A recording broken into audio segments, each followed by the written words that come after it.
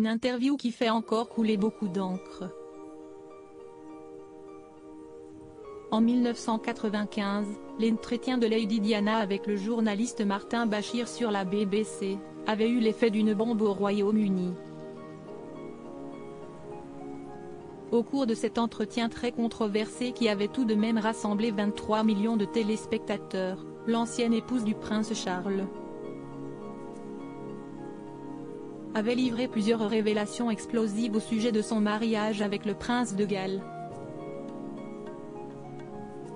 Nous étions trois dans ce mariage, donc c'était un peu serré, avait-elle notamment déclaré, faisant ainsi référence à la liaison que le prince Charles entretenait avec celle qui est ensuite devenue son épouse, Camilla Parker Bowles.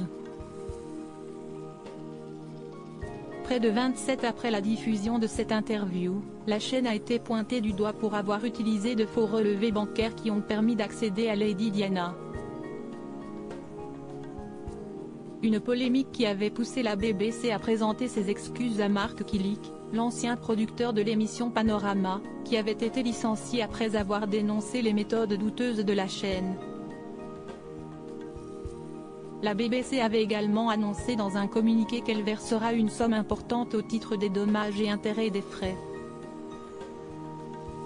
Mais cette interview continue également de rester en travers de la gorge de la famille de Diana, et notamment de son frère.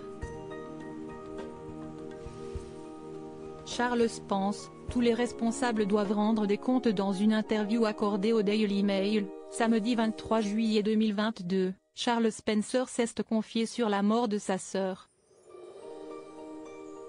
Et pour lui, il existerait un lien entre l'interview de la princesse en 1995 et son tragique accident de voiture sous le pont de l'Alma, à Paris. Les mensonges angoissants que la BBC lui a racontés avant que les caméras ne tournent ont fait en sorte qu'elle est arrivée à l'interview avec une vision très déformée et fausse de la situation dans laquelle elle se trouvait, a-t-il expliqué auprès du journal britannique, ajoutant que, selon lui, Martin Bashir aurait piégé la princesse avec une série de mensonges.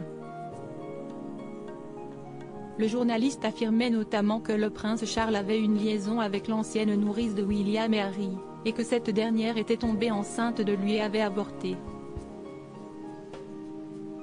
Charles Spencer a poursuivi en assurant au Daily Mail qu'il s'était écoulé 2 ans entre l'interview à la BBC et la nuit où Diana est morte dans un accident de voiture sans aucun agent de protection royale sur place, car la princesse avait choisi de se passer des services de ceux à qui elle aurait dû pouvoir confier implicitement sa sécurité.